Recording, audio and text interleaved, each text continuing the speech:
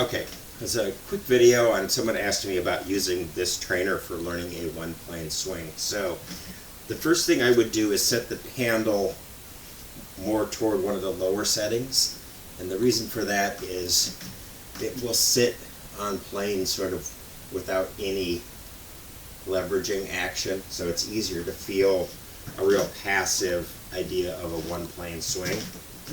And then the other thing is this is already kind of set up for some one plane ideas, which is to have a obviously non-rotational club face. So this would be the club face rotating. This is the club face just staying pointing at the target. So with the one plane swing, the thing that's different is a lot of swings you would be down this way and down that way, right? With a one plane swing, this you set up basically at impact, and you really don't, the feeling is this shoulder rotates actually almost horizontally and then back, and this arm feels like you just go back and throw, back and throw. So set up toward the heels, should feel very balanced and almost kind of weightless when you do this.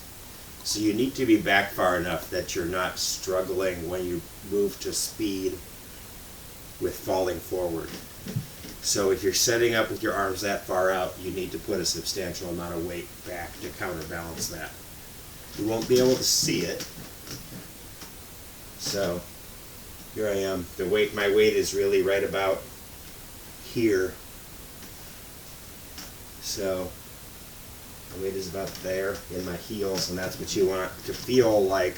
And the way to feel that, I think, is just kind of feel a point where you can feel really balanced and feel how far you're set up from the ball to do that and where your weight is sitting. And for me, it's definitely more toward the heels. So there's that.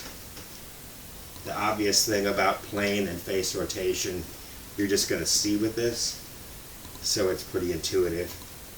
Just keep this plane always pointing at the ball.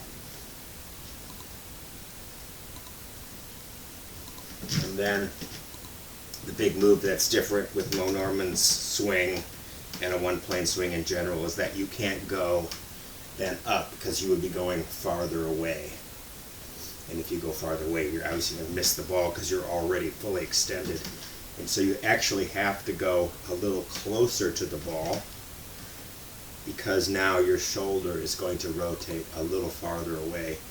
So those two things will be neutralized and you'll find yourself in the same place. So you're going to go down and through, down and through.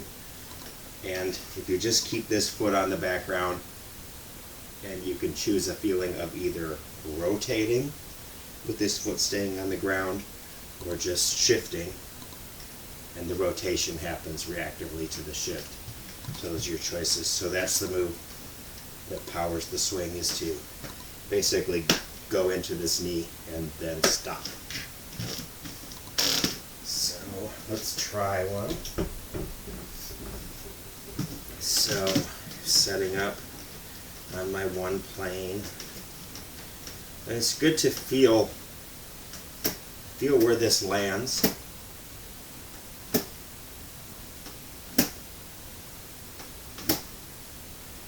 So that lands there, which puts me, now if I look down, I see my hand is about over my foot. So I'm going to put myself in the same place. Now I know I'm going to land in the right place. Got my position. There's my swing. Down the middle.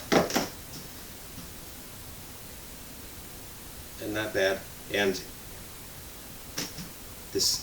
the odd thing about this swing is it looks somehow like it wouldn't produce as much power, but it does about the same amount of power, at least for me. So rotate back, and then this way and through. So like a throw through the ball. was a better one.